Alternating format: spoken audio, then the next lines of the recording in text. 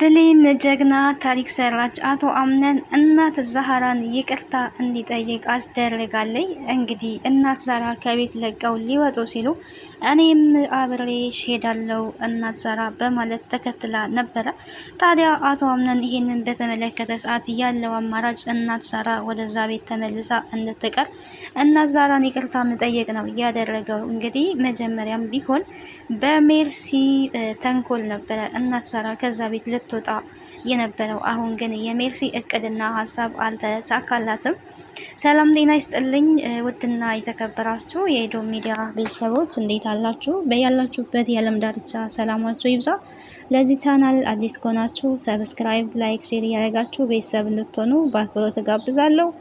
ቀጣዩን ድራማ ወደ እናንተ ይዤላችሁ መጥቻለሁ። በዚህ ክፍል እንግዲህ አዳዲስ ነገሮችን እንመለከታለን። አሁን ላይ ታዲያ ወይዘሪት ጄሪም ብትሆን 500,000 ብሯን ለመቀበል ዝግጅቷን ጨርሳለች። ነገር ግን ከባድ የሆነውን ሚስጥሯን ሜርሲ ሰምታለች ማለት ነው። ሜርሲ እንግዲህ ከሙስጠፋ ጋር የነበራትን ቆይታ ገንዘብም ደግሞ ሊቀበላት እንደሆነ እያንዳንዱን ሚስጥር ቆማ ሜርሲ ሰምታለች። ገንዘቡን አስተላልፍልሃለሁ፣ ከዚህ በኋላ ግን ወደ ህይወቴ እንዳትመጣ፣ ከዚህ ግን መቼ ነው የምትሄደው እያለች ትገኛለች። እሱ ግን መቼም ቢሆን ከዚህ አልሄድም፣ እዚህ ነው የምኖረው ነበር ሲል የነበረው። ይሄ እኮ የባሌ ቤት ነው፣ ከቤቴ ልትወጣ ይገባል፣ ምን ታደርጋለህ ብላ በተጮህበትም የእሱ ምላሽ ግን የሚስቴ ባል ቤት ስለሆነ እኔም እዚህ የመኖር መብት አለኝ የሚል ምላሽን ነበረ ሲመልስ የነበረው። ታዲያ ይህንን ሁሉ ታሪክ ሜርሲ በመገረም ነበረ እያዳመጠች የነበረችው። ሜርሲ እንግዲህ አሁን ላይ እዛ ቤት ውስጥ ከአቶ ሙስጠፋ ጋርም ተስማምታለች። በአንድ ነገር ልንስማማ ይገባል፣ ያወራችሁትን እያንዳንዱን ነገር ሰምቻለሁ፣ ሁለታችንም አላማችን ደግሞ አንድ ነው። ሜርሲ ያለችው እንግዲህ ለሲፈንም እንደነገረቻት ከዚህ በፊት አሁንም ቢሆን እሷና አቶ አምነንን መለያየት አለብን የሚል ውሳኔ ላይ ደርሳለች። ከሙስጠፋ ጋር ያወራችው ይሄንን ነው። ለምን ብሎ ቢጠይቃትም በቃ ጥሩ ሴት ሰው ስላልሆነች ነው። መጀመሪያም ከአቶ አምነን ጋር ያጋባዋት እኔ ነኝ፣ አሁን ደግሞ እንድትለያይ እፈልጋለሁ፣ ጥሩ ስላልሆነች እንደምታያት ነው ነበር ስትል የነበረው። አንተን ብትሆን ይህንን ትፈልገዋለህ፣ ደግሞም ያንተ የቀደመው ፍቅረኛ ናት። ስለዚህ ይህንን ነገር ተባብረን ብናደርገው ይሻላል። አለበለዚያ እንግዲህ ሚስጥሩን እያንዳንዱን ነገር ሰምቻለሁ፣ የምናገረው ነገር ገብቶሃል፣ ማገዶ አትፍች በማለት እንግዲህ ነገሮቿን እያስተካከለ ትገኛለች። ጄሪ እንግዲህ በዚህም በዛም ብትል ወጥመድ ውስጥ ነው ያለችው። ሜርሲ ተነስታባታለች፣ ሙስጠፋ አለ፣ ከዛ ሲፈንንም ደግሞ አግባብታታለች። እዚህ ጋር ሜርሲ እንግዲህ ሙስጠፋንም የምታስፈራራበት ነገር አግኝታለች። ሲፈንንም እንደምናውቀው እናት ሰማአንን ስትገድል የሚያሳይ ማስረጃ ስለያዘችባት ሲፈንንም በዚህ ትጠቀምባታለች። ሙስጠፋንም ቢሆን እንግዲህ ሲያወራ የተሰማው ነገር ሁለቱ አብረው ያላቸውን ግንኙነት በደንብ ስላወቀኝ በሀሳቧ ተስማምቷል። አለመስማማት አይችልም፣ ምክንያቱም ምንም ማድረግ አይችልም። እዛ ቤት እስካለ ድረስ ከሜርሲ ጋር መስማማቱ ግዴታ ነው። አቶ አምነን እንግዲህ ይህንን ሁሉ ተንኮል ምንም እያወቀ አይደለም፣ በላዩ ላይ ተንኮል እየተሰራበት ነው። ሜርሲም ብትሆን ከእናት ዛራ ጋር እንግዲህ በራሷ ጊዜ ነገር ፈልጋ ሄዳ እንግዲህ እንደ ሕፃን ልጅ ነበረ ስታለቅስ የነበረው። ታዲያ አቶ አምነን የሜርሲን የራሱ ያክስቱን ንግግር ሰምቶ እናት ዛራን ግን እዛ ቤት እንግዲህ ለዘመናት ስታገለግል የነበረችውን እናት ከቤት እንድትወጣ ነበረ ያዘዘው። በጣም ያሳዝናል። በነገራችን ላይ እዚህ ጋር መቼስ አቶ አምነን ጥፋተኛ ነው ባደረገው ነገር። ምክንያቱ ደግሞ እቺ እናት ዛራ እዛ ቤት ለረጅም ዓመታት አገልግላለች። ባልወልድህም ልጄ ነክ ነበር ስትለው የነበረው፣ ልጅሽን እዛ ፈልጊ የሚል ንግግር ነበረ ሲመልስላት የነበረው። ማንም የቆመ ቢመስለው እንዳይወድቅ ይጠንቀቅ ነው እና ድራማ ነው። ግን ቢሆንም እንደዚህ የሚያደርጉ ሰዎች ሊኖሩ ይችላሉ ብዬ አስባለሁ።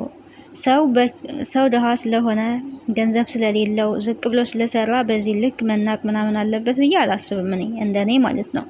ብዙ አመት አገልግላለች። ጥፋት ካጠፋ ከዛ ከጥፋቷ እንድትመለስ ወይ ደግሞ ቤት መልቀቅ ካለባትም እንድትለቅ በስነ ስርዓት መናገር እንጂ በዛ ነሃል ዝቅና ከፍ አድርጎ መናገሩ የዘናል ተገቢ አይደለም።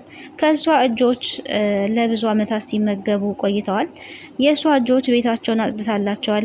በጣም የቤት ሰራተኛ የምትሰራውን እንግዲህ አብዛኞቻችን እናውቀዋለን፣ እኛም ስላለንበት ማለት ነው። እኛም እየኖርንበት ያለው ላይፍ ስለሆነ ምን ያህል አድካሚ እንደሆነ ካለቤት ሰራተኛ ደግሞ ሀብታሞች ምንም እንዳልሆኑ ሊያውቁ ይገባል። ቤት ውስጥ የሚሰራው ስራ በጣም እጅጉን ብዙ ስለሆነ ቁጥርና ስፍር የሌለው በጣም አድካሚ ስራ ግን ያልታወቀበት ያልተመዘገበ ስራ ቢሆን የቤት ውስጥ የሚሰራ ስራ ነውና አብዛኛው ሰው ከሌኮ ቤት ነው የምትውለው ስራ የላትም የሚሉ አሉ። ግን እቤት የሚውል ሰው በጣም ውጪ ወጥቶ ከሚሰራው ሰው በበለጠ እቤት የሚሰራው ስራ እንደሚበልጥ ነው እንግዲህ የምገነዘበውና በዚህ ልክ እናት ዛህራን መናገሩ እጅግ አስከፍቶኛል። ባልወልድህም ልጄ ነው ስትልም የመለሰላት ምላሽ እንግዲህ እንደተመለከት ነው። ልጅሽን ፈልጊ፣ እንዴት አትታዘዣትም? በየት ለቀሽ እንድትወጪ ይፈልጋለሁ ነበር ሲል የነበረው ካልክሽ ብላ እንግዲህ እናት ዛራም ለመውጣት ተዘጋጅታ ነበረ። ጓደኛዋ ጋር ኦልሬዲ ደውላ የማርፍበት ፈልጋለሁ ነበር ስትል የነበረው። ጓደኛዋም ችግር የለውም አለውልሽ በማለት ነው እንግዲህ ቤቷ እንድትሄድ የጋበዘቻት። ታዲያ ቤሌን በጣም ነው ያለቀሰችው። እናቴ ለማን ጥለሽኝ ነው የምትሄጂው? እናቴን የረሳሁብሽ እኮ አንቺ ነሽ፣ እኔስ ነበር ስትል የነበረው። ምንም ማድረግ አይቻልም። ከዚህ ወጣው ማለት ደግሞ አንገናኝም ማለት አይደለም። እደውልልሻለሁ። ልጄ ራስሽን ጠብቂ፣ ሰውን አትመኝ፣ ጎበዝ እና ጠንካራ ሁኚ በማለት እንግዲህ በጣም እናት ዛራ ቤሌንን መክራት ነበረ። ቤሌንም የእናት ዛህራን ምክር ሰምታ ግን በስተመጨረሻ ከዛ መውጣቷ በጣም አሳዝኗታል። ቁጭ ብላ ክላሷም ስታለቅስ ነበረ። መጨረሻ ላይ የወሰነችው ውሳኔ እንግዲህ እናት ዛራ ሻንጣዋን ይዛ ስትወጣ ቤሌንም ሻንጣዋን ይዛ ነው የተነሳችው። ይሄ ምንድነው? አቶ አምነን እዚህ ጋር እንግዲህ የሚመርጠውን ምርጫ እንዲመርጥ ነው። ሁለት ሰው ከአንድ ቤት አንዴ ማጣቱ ይቀለዋል ወይስ ደግሞ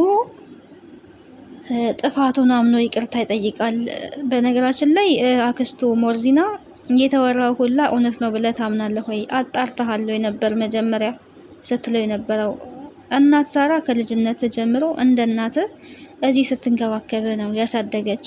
ልታከብራት ይገባል። እናት ናት ባትወልድም ብለዋለች እና እናቴ አይደለችም እናቴ ሞታለች የሚል ምላሽን ነበረ ሲናገር የነበረው። እናቴ ምትክ በእናቴ ምትክ ደግሞ አንቺ ብቻ ነሽ እናቴ የሚል ምላሽ ነው የመለሰው። በእርግጥ ወላጅ እናት አንድ ናት። ነገር ግን ደግሞ አሳዳጊዎች አሉ፣ ሊከበሩ ይገባል። የእናትን ቦታን ባይተኩ ደግሞ እናት ዛራ አምጣ ባትወልድ መቼስ ብዙ እዛ ቤት ከልጅነቱ ጀምራ ከኖረች ብዙ ድርሻ እዛ ቤት ውስጥ ሰራተኞች ናቸው ቴኬር የሚያደርጉት ልጆች እና ብዙ ነገርን አድርጋለች።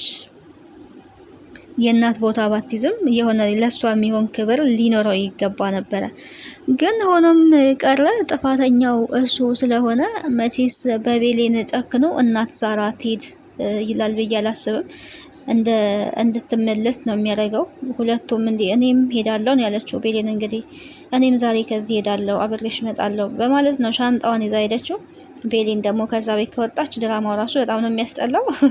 በእርግጥ አትሄድም። እኔ ሁለቱም ይቀራሉ ብዬ ወስናለሁ አስባለሁ ማለቴ ነው። የኔ ሀሳብ ያ ነው። አቶ አምነን ስህተት ሰርቷል። ለስህተቱ ደግሞ ይቅርታ መጠየቅ አለባት። ጄሪ እንግዲህ ባለችው መሰረት ቃል ገንዘቡን ጠይቆ አግኝቶላታል። እንግዲህ ለአቶ አምነን ነግሮታል። አቶ አምነን ግን ሲላት የነበረው እንዴት ለእኔ አትነግሪኝም? ለሰው መናገሩ ለምን አስፈለገ ነበረ ሲላት የነበረው። ለሰው ከምትናገሪ ለእኔ እኮ ቀጥታ መናገር ነበረብሽ። ስለፈራውኝ ነው ፈርቼክ ነው ነበረ እያለች የነበረችው። ግዴታዬ ነው እንግዲህ ብሏል። ግዴታዬ ነው። ሆድሽ ውስጥ ያለው እኮ የኔ ልጅ ነው። ስለዚህ ይሄ ግዴታዬ ነው የማድረግ ግዴታ አለብኝ ብሏል። እንግዲህ አምኖበታል ማለት ነው። ታዲያ እውነቱ ላይ የደረሰ ቀን ነው አሁን ትልቁ ችግር እውነቱ ላይ የደረሰ ቀን ነው። እውነቱ ላይ በደረሰ ጊዜ ያኔ ምን እንደሚወጣት የት እንደምትገባ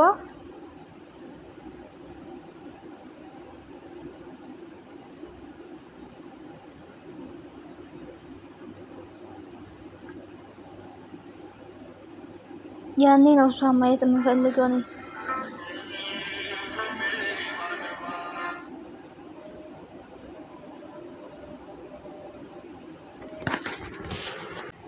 ሜርሲን እንግዲህ እዛ ቤት ያሉ ሴቶች ሰብሰብ ብለው እያናደዷት ነበረ። ይሄ ደግሞ የጄሪ ሀሳብ ነው። ጄሪ እዛ ቤት ውስጥ እንግዲህ ቤሌንን ለማጥመድ ሙከራ እያደረገች ነው። ቃል ክላሷ ድረስ ሄዶ ነበር። ክላሷ ድረስ አይቷት ተመልሷል። እስካሁን እንግዲህ እንዴት አድርጋ ይሄንን ጉዳይ እንደምታሳካ ባናቅም አይሳካላትም ብዬ ነው የማስበው። ምክንያቱም ቤሌን የአምነንና የአምነን ብቻ ናት። ጄሪ እያደረገች ያለችው ነገር ገደል የሚከታት እንጂ የሚያወጣት ነገር አይደለም። በዚህም በዛም ብላ በተንኮል ተይዛለች ማለት ነው። ታዲያ ጄሪ አሁን ላይ ያቺን ቢጫ ጸጉር እናናዳት ሜርሲ ልናዳዳት ይገባል። አንድ ላይ ሆነን ሴቶች ነበር ስትል የነበረው የበለጠ እንግዲህ ቤሌንም ወደ እሷ እንድትቀርብ ስለፈለገች ነው ይህንን ሲስተም እየተጠቀመች ያለችው። ለምን ነበር ስትል የነበረው እሷ በጣም ተንኮለኛ ናት። እኔ እና አቶ አምነን ለመለያየት ብዙ ሴራ እየሰራች ነው። ስለዚህ ተሰብስበን ልናናድደት ይገባል ብላ እንግዲህ ሀሳብ አንጥታ ሰብሰብ ብለው ሶስቱ እሷን እያናደዷት ነበረ። እሷን ብትሆን ታዲያ በጣም ተናዳለች።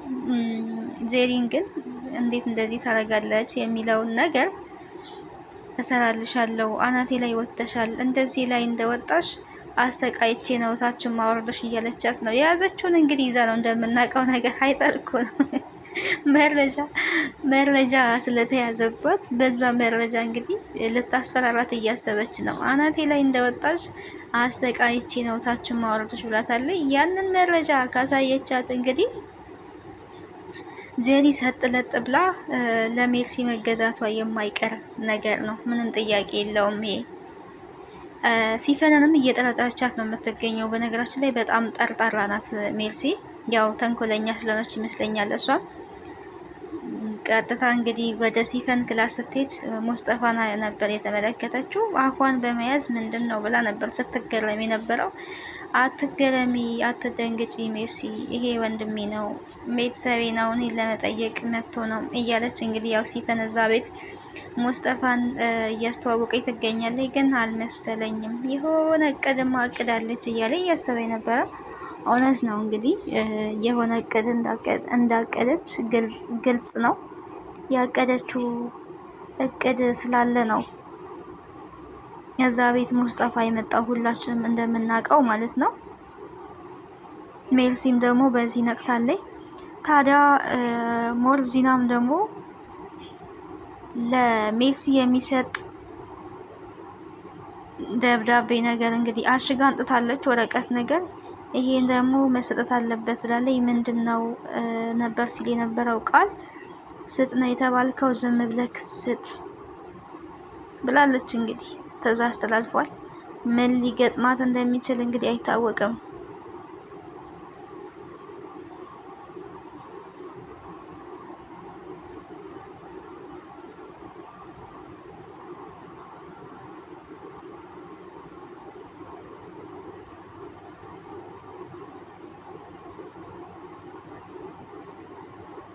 ይህ የምትመለከቱት የእናታችን የቅድስት አርሴማ መቃብሯ ነው።